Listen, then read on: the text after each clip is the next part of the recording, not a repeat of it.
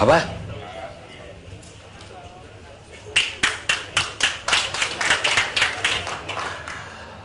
Pemirsa, kita lanjutkan acara kita. Saya mau ke Dirjen Peternakan. Pak Karni, saya mau klarifikasi Pak Asegaf. Sedikit aja, karena kalau enggak Bapak jawab-menjawab sampai pagi nanti kita.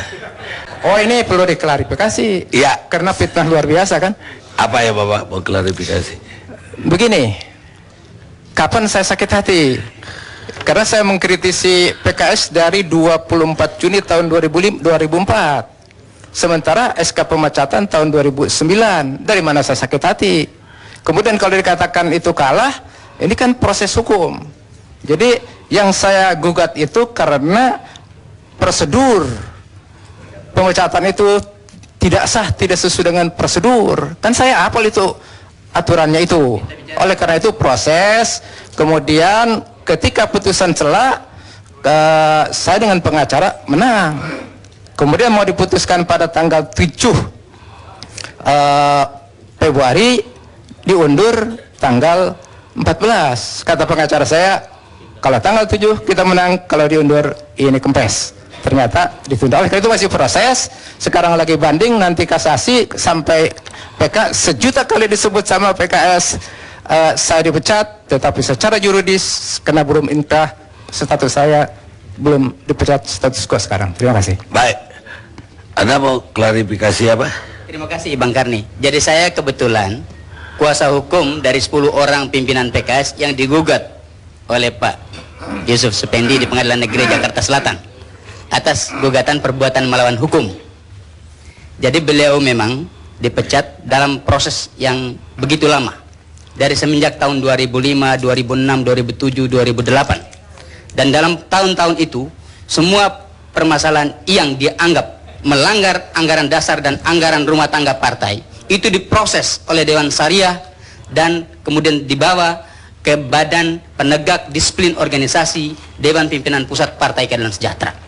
Terbukti bahwa beliau bersalah dan akhirnya pada 29 Oktober tahun 2010 keluar surat pemecatan sekaligus dikeluarkan dari keanggotaan PKS. Atas dasar itu kemudian beliau mengajukan gugatan perbuatan melawan hukum ke Pengadilan Negeri Jakarta Selatan terhadap 10 orang, termasuk salah satu diantaranya adalah Pak Lutfi Hasan Ishak, tentang bahwa setelah beliau dipecat, beliau kemudian tidak bisa lagi memberikan ceramah, tidak bisa lagi mengisi khotib Jumat, dan itu mengurangi pemasukan atau income, dan dihitung dalam jumlah yang sangat besar, 42,7 miliar. Saya kira kita nggak membahas soal itu. Dan oleh karena itu maka kami ingin menyampaikan supaya ini berimbang, Bang Karni, jangan sampai kemudian PKS terdesak hanya karena menghadirkan orang yang sesungguhnya tidak siap untuk menerima tentang sesuatu yang memang kesalahan pada dirinya, tapi kemudian menstigma negatifkan yang lain, dalam hal ini PKS. Terima kasih. Baik, saya mau ke Pak Dirjen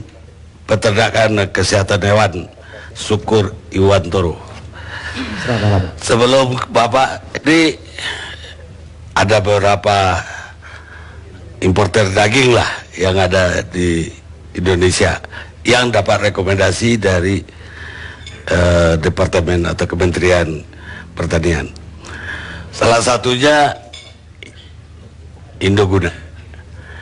Indoguna ini pemirsa milik seorang wanita namanya Ibu Elizabeth. Kalau nggak salah dia dari tahun 80-an udah berkiprah di komoditas ini, impor daging, dan dia juga yang punya, kabarnya punya steak terkenal di Jakarta, restoran steak. Dan kemudian beliau ini punya banyak perusahaan. Itu juga nanti saya ingin jelas dari Bapak, kenapa satu orang punya 3-4 perusahaan yang dapat kuota. Perusahaan ini dulunya milik seorang wanita Indo-Belanda, Barbara. Nah, ketika Barbara pulang ke Eropa, dia memberikan usaha ini kepada Elisa. Dan beliau udah malah melintang di pertanian dari zaman dulu. Dan yang ketangkap 2 orang direktur itu, 1 anaknya dan 1 adiknya kalau nggak salah. Yang ingin saya tahu dari Bapak, ada 62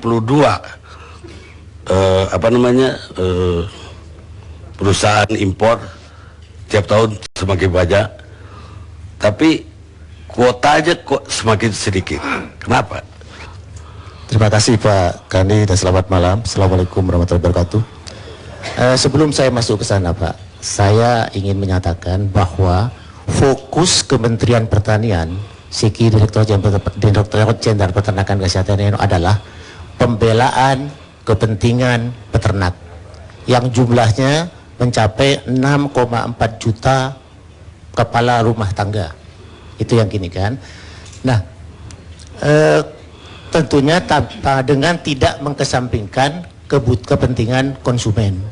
Nah, untuk melakukan itu, maka kita lakukan melalui percepatan peningkatan produksi dan populasi untuk menghantarkan Indonesia mencapai swasembada daging tahun 2014. Di mana swasembada daging itu menurut FAO disebutkan bahwa suatu negara dapat dikatakan swasembada apabila dia sudah mampu menghasilkan produksi produk tersebut dengan kontribusi impornya maksimal 10%. Artinya impor ini merupakan hanya untuk memenuhi kekurangannya. Jadi memenuhi kekurangan di situ. Nah, untuk bagaimana cara menetapkan impor, gitu intinya, bagaimana kekurangan ini secara nasional. Nah, prosedurnya secara nasional sudah ditetapkan, yaitu penetapan alokasi kebutuhan impor secara nasional itu ditetapkan melalui rapat koordinasi terbatas yang dihadiri oleh menteri terkait dan dipimpin oleh Menko Ekonomi di kantor Menko Ekonomi. Itu situ. Jadi itu jadi dari situ dibahas di situ, kemudian diputuskan di situ, dihasilkannya suatu diputuskan jadi berapa alokasi impor alokasinya secara nasional. Turun juga karena lintas departemen ya. Baik. Itu belum Pak, saya bisa lanjutkan dulu Pak. Nah, kemudian setelah ditetapkan secara nasional, bagaimana pengalokasinya per perusahaan? Nah, di sana ditetapkan bahwa Kementerian Pertanian berdasarkan Peraturan Menteri Perdagangan Nomor 50 Tahun 2011 dan Peraturan Menteri Pertanian Nomor 50 Tahun 2011, Kementerian Pertanian yang berkewajiban mengeluarkan surat rekomendasi, sementara Perdagangan mengeluarkan surat persetujuan pemasukan. Nah, Kementerian Pertanian dalam mengalokkan rekomendasi tersebut itu ada ada prosesnya. Yang pertama, kebutuhan impor itu untuk memenuhi dua kebutuhan Pak Gani. Yang pertama untuk memenuhi kebutuhan industri, yang kedua untuk memenuhi hotel, restoran dan catering. Nah, untuk memenuhi kebutuhan industri itu 2013 contohnya jumlahnya sekitar alokasi nasional itu 2013 32.000 ton daging beku. Untuk keperluan industri sekitar 19.400, untuk horeca sekitar 12.600. Nah, untuk alokasi per perusahaan memenuhi kebutuhan industri itu dibahas dan ditetapkan oleh Kementerian Perindustrian di Kementerian Perindustrian. Nah, berdasarkan kemudian dari pembahasan dan keputusan itu, Kementerian Perindustrian, SIKI Direktorat Jenderal Industri Agro. Saya kira saya nggak mau belajar prosedur. Itu baru masuk ke sini. Saya aja ingin tahu kenapa tentu Kementerian Bapak terlibat. Ada secara sistematis pengurangan impor itu tahun per tahun. Kenapa? Itu cuma pertanyaan. Jadi pengurangan itu pertama didasarkan ketersediaan kita. Ketersediaan dalam negeri, yaitu berdasarkan sensus Badan Pusat Statistik, yaitu disebutkan di situ sensus dilakukan pada bulan Juni tahun 2011. Itu disebutkan bahwa populasi sapi di Indonesia itu jumlahnya sebesar 14,7 juta ekor. Nah, sementara sebelumnya itu rupanya underestimate, diperkirakan populasi kita sekitar 11,2 juta ekor. Nah, kemudian dari sensus tersebut secara detail disebutkan berapa betina, berapa jantan, berapa umur yang siap dipotong dan sebagainya. Setelah dihitung oleh tim pakar, ternyata yang bisa dipotong pada tahun 2012 misalnya sekitar 3 juta ekor, Pak. 3 juta ekor itu kemudian dengan mempertimbangkan kesulitan transportasi, kemudian budaya peternak, itu tidak dihitung 3 juta ekor, tetapi dipotong, dikurangi 20%, sekitar 80% yang dihitung itu, yaitu sekitar 2,4 juta ekor, itu setara dengan 399.000 ton, Pak. Nah, sementara... Jadi artinya kita masih butuh impor berapa? Untuk 2012 itu kita masih butuh impor sekitar 95.000 ton. Ya, kemudian 2013. 2012. Kemudian 2013 butuh sekitar 80.000 ton. Turun ya, Pak. Karena populasi meningkat terus. Populasi apa? Populasi sapi.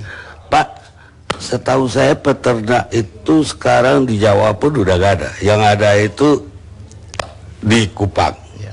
NTB. Di Jawa itu ya punya 1-2, banyak hilang malah. Dan hubungannya, Pak, karena katanya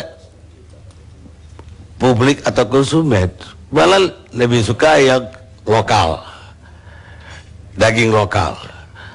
Terus yang dari luar ini lebih banyak untuk industri, restoran-restoran, karena ya wagyu lah apalah, walaupun itu katanya itu grading ke-7 itu yang dijual ke sini, yang sampahnya Australia yang dibeli di sini. Yang bagusnya nggak dikirim ke sini karena orang Australia nggak mau makan yang dikirim ke sini. Lah, kalau Bapak mengatakan pertumbuhannya tugas Kementerian Bapak untuk agar kita swasembada pangan ya, yang terjadi justru sebaliknya. Ketika zaman Orde Baru kita swasembada pernah untuk sapi tahun 70 berapa gitu, dan ketika itu ada peraturan dan sekarang undang-undang itu masih berlaku tapi tidak dijalankan, tidak boleh memotong sapi betina, bahkan masuk penjara kalau motong. Sekarang sapi betina masih belum umur setahun pun udah dipotong. Jadi nggak ada usaha pemerintah kelihatan untuk sebenarnya swasembada tadi. Kemudian impornya, kenapa harus diketati sehingga harga sapi justru jadi naik 100.000, biasanya kalau menjelang Lebaran dia naik 120. Habis itu dulu kalau habis Lebaran dia turun lagi. Sekarang enggak, dia bertahan untuk menunggu naik lagi ketika Natal. Ini polisinya Kementerian Bapak bagaimana tentang ini? Bisa mohon izin menjelaskan, Pak? Ya. Jadi ada suatu yang agak tidak pas gitu, Pak. Justru populasi terbesar di Indonesia ini ada di Jawa, yaitu Jawa Timur sekitar 4,5 juta, kemudian Jawa Tengah dan Jogja.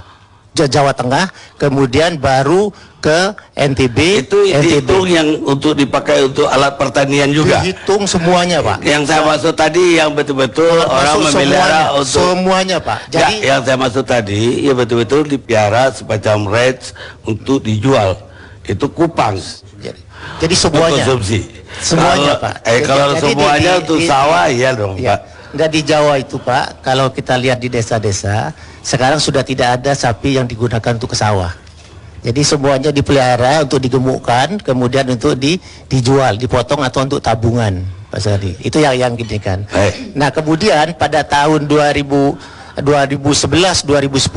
itu perhitungan kita ternyata underestimate, Pak Tadi. Jadi kita menganggap bahwa populasi kita antara 10 sampai 11 juta ekor, sehingga pada saat itu impor kita tinggi sekali. Pada tahun 2010 impor kita sebesar 50,4%. Kemudian pada tahun 2011 agak turun sedikit 34%.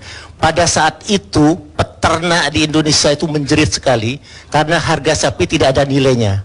Yaitu peternak tidak bergairah untuk melihara ternak, itu yang merupakan hambatan kita pada saat itu, peternakan tidak maju di situ. Nah, kemudian pada tahun 2011 kami kerjasama dengan BPS melakukan sensus sapi, Pak. Sapi, kerbau. Nah, ternyata sampai ke tingkat rumah tangga pemilik itu seluruh Indonesia, ternyata dari hasil sensus itu populasi